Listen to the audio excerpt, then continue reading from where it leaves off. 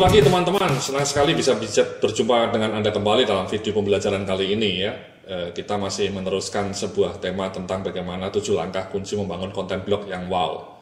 Jadi di langkah pertama sudah kita jelaskan bagaimana membangun blog dengan tema yang spesifik.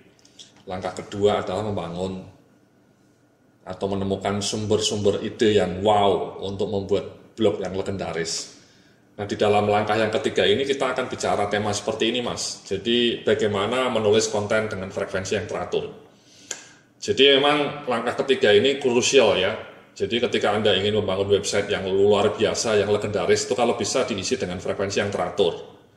Ada beberapa pendapat supaya Anda bisa mengisi tiap minggu sekali.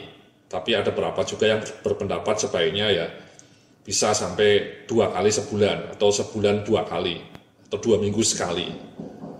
Ya, jadi menurut saya sendiri ya paling tidak sebulan minimal 2 kali ya, supaya blog Anda itu kelihatan diupdate terus ya. Kenapa blog dengan frekuensi yang teratur itu menjadi mencuat? Karena yang pertama ini Mas, menumbuhkan loyalitas pembaca. Ya, jadi dari statistik blog saya juga terbaca bahwa banyak pembaca yang kembali datang ke blog saya ya, karena mereka menemukan konten yang terus bisa diupdate.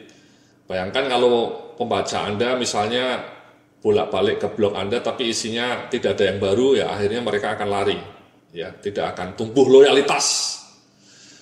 Yang kedua, membantu SEO Mas, ya karena salah satu kriteria yang digunakan algoritma Google untuk meningkatkan ranking blog Anda itu freshness.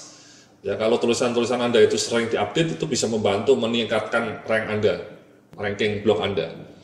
Sebaliknya kalau sampai 2 bulan blog Anda mati, tidak pernah diisi, itu Anda akan disalib oleh blog-blog lain yang isinya lebih up to date.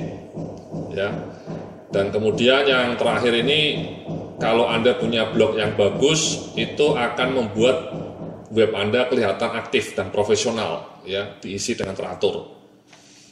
Jadi itulah kenapa saya menyarankan agar blog Anda diisi dengan frekuensi teratur. Ya, kalau tidak bisa seminggu sekali, minimal 2 minggu sekali. Ya, ini contoh blog saya ya. Jadi blog saya ini, blog ini saya update tiap Senin dan Kamis ya.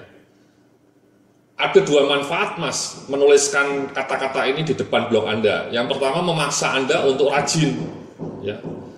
Memaksa Anda untuk rajin. Jadi kalau misalnya Anda menuliskan kata-kata seperti ini, Anda mau tidak mau dipaksa untuk menulis tiap Senin dan Kamis. Karena kalau tidak Anda malu.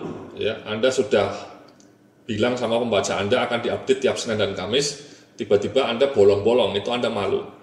Manfaat kedua dengan menuliskan seperti ini Mas, itu otomatis pembaca Anda akan tahu bahwa tiap Senin dan Kamis blognya Mr. X akan diupdate, sehingga dia akan rutin datang tiap Senin atau tiap Kamis.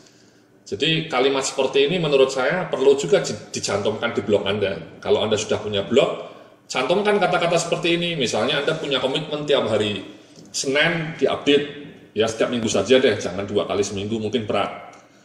Ya, atau mungkin bilang tiap 2 minggu sekali diupdate, tiap Jumat Kliwon diupdate, ya misalnya tiap Jumat Kliwon dan Selasa Pahing diupdate misalnya. Ya, jadi kalau bisa dituliskan seperti itu Mas. Cuman memang ini blog saya update lebih rutin, tapi kalau blog yang satunya lagi, ya ini yang saya gunakan untuk jualan ini, saya malah update-nya hanya 2 minggu sekali Mas. Ini 2 minggu sekali, blog pakar kinerja. Yang blog ilmu manajemen SDM sama 2 minggu sekali. Ya.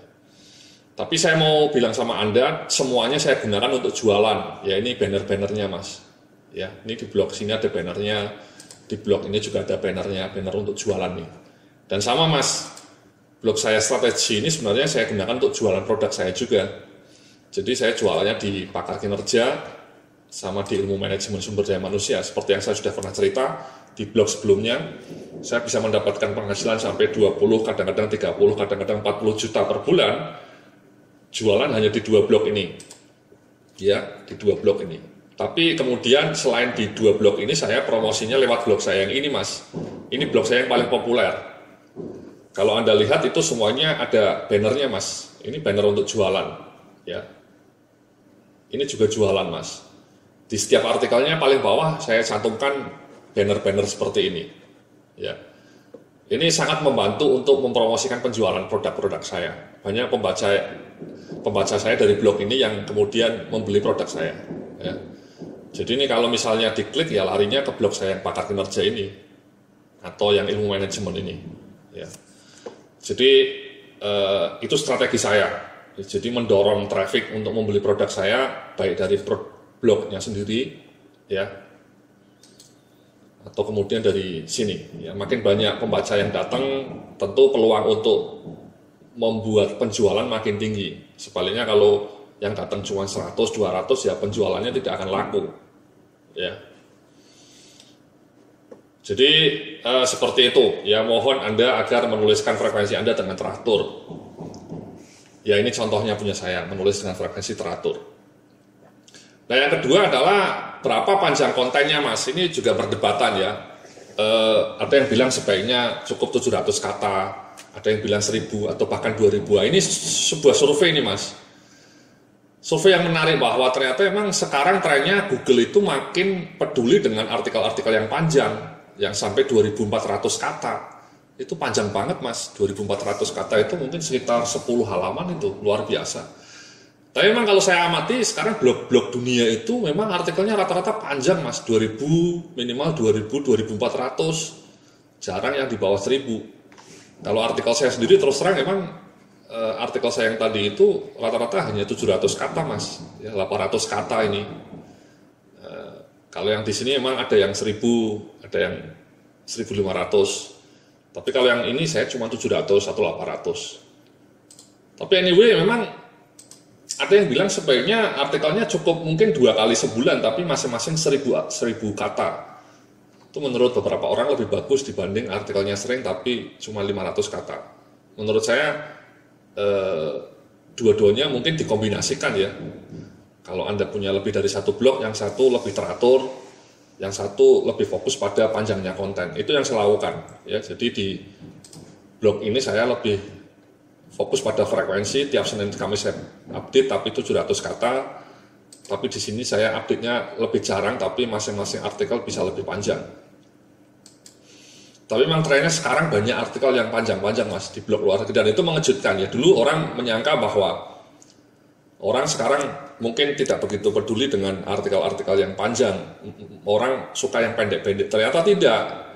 Banyak orang yang kini sekarang trennya banyak orang yang mau membaca lewat smartphone-nya artikelnya sampai panjang, yang 2000 kata pun dibaca ya. Jadi luar biasa itu. Jadi itulah, Mas, ya, langkah ketiga ya, bagaimana membangun konten blog yang wow. Tuliskan konten Anda dengan teratur. Ya. Nah, di dalam penjelasan berikutnya saya mau ngasih tugas kembali nih, Mas, ya. Tadi di video sebelumnya kita juga sudah bicara mengenai jenis-jenis konten ya.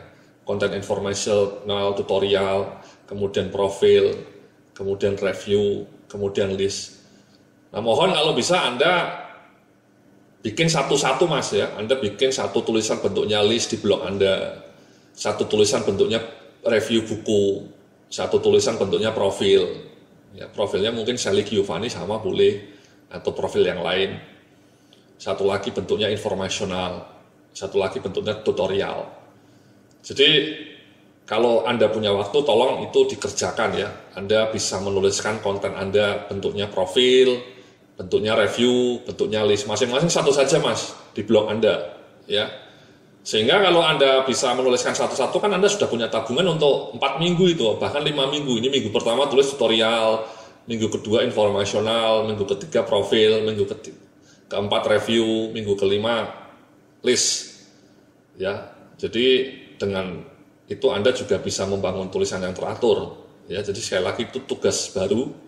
Tolong bisa Anda praktekkan, tuliskan jenisnya list, review, profil, informational, dan tutorial. Again, nanti Anda bisa email ke kami di alamat email yang tercantum di buku panduan, sehingga kami bisa memberikan input atau masukan atau feedback. Apakah tulisan Anda sudah wow seperti ini atau tidak begitu menarik, ya. Itulah tugas yang bisa Anda lakukan juga, praktek, ya. Just do it, ya. Jangan NATO, tapi make it happen. Terima kasih, sampai jumpa dalam video pembelajaran berikutnya.